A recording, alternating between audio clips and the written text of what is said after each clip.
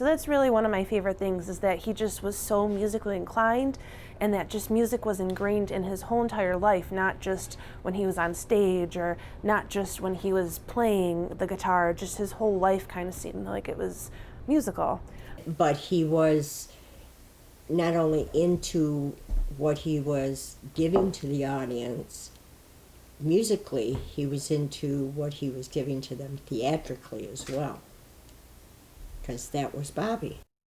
That's when we hit it off, and we just started talking right away. And you know, it was such a, I feel so fortunate to be able to play with him. I mean, he's such a talented guy. And you know, I can understand why so many people loved him and played with him and hung with him, is because not only was he such a great, incredible musician, but he was just a good guy. You know, he had a great personality. Yeah, he was funny as hell. Sometimes you didn't know if he was, what he was telling you was fact or fiction, but it didn't matter because it was, I mean, for me, I mean, that stuff was funny. Bob was a type of guy that you never knew when he was pulling your leg. I mean, never. I mean, he was just that type of personality. When I first moved in here and I set up my studio in a little bedroom in the house, the control room, he came over and he's looking around, oh, this is nice, you know, the lake and everything, this is real nice. And then he stops and he looks over at the dining room window and he goes, yeah, something happened here. And to this day, yeah, I get up at night to go to the bathroom, I kind of like do one of those things and look over, you know. I actually almost drove off the road one time driving because Bob had me laughing so hard, I almost veered off the road. I said, Bob, I'm gonna have to pull over for a minute. We pulled into CVS. I walked in there, we were buying some stuff and he had me rolling, and the lady at the cashier's looking at me like, are you out of your mind? I was laughing so hard because Bob had me just in tears about a story, and I brought it in with me to the store, and I couldn't stop. Invariably, at the end of the gig, you'd pull into the driveway, and no matter how much you might have wanted to get home and stretch out or whatever, you got stuck in a pretty deep conversation, and it would sometimes go until the sun came up.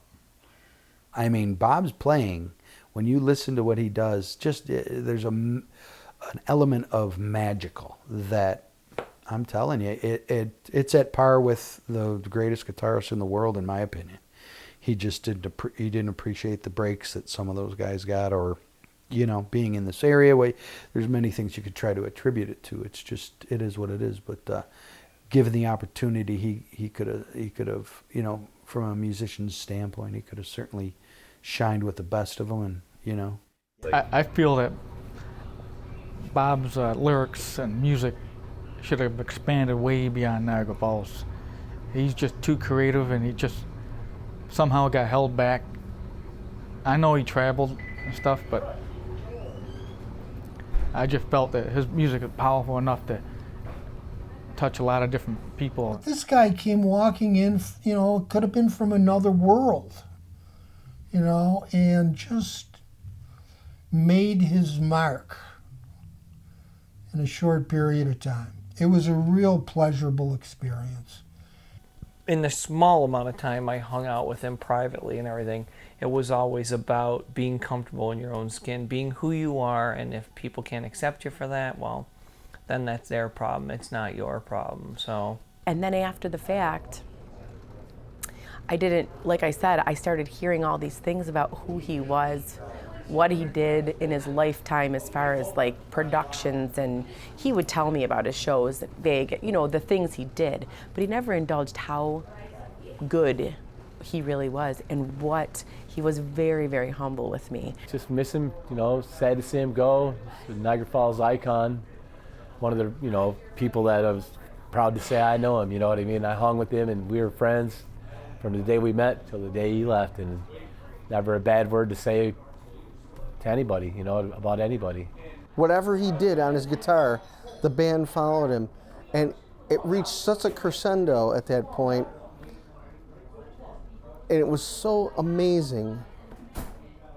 Myself and the other guys in my band, when they had completed it, we just looked at each other with our mouths open and we were just like, that was incredible. So I feel really indebted to Bob for not only his songwriting and his, virtuosity on the guitar, but also his knowledge about recording, his great ideas about recording and production.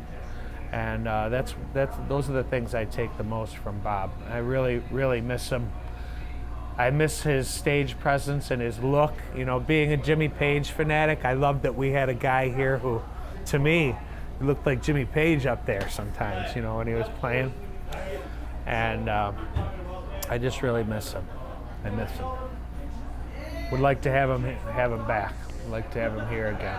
That complex thing that you're talking about was his emotions, was that complex thing inside of him.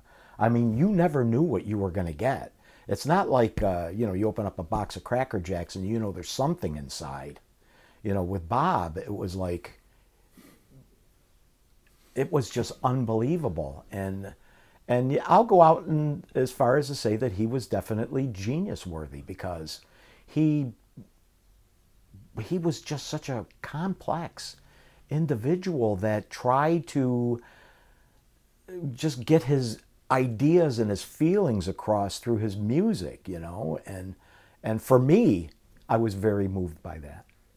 I know nobody's perfect. Do you know what I'm saying? And I'm not saying that he's perfect. I'm just saying there was a lot of Bobby Piper. Do you know what I mean? That was fun, that was talented. Do you know, in all the years that I was with that man and known him, I never once fought with him. Not once. It was always about love. There wasn't a day that he didn't get up and he didn't say, I want you to know, don't forget that I love you.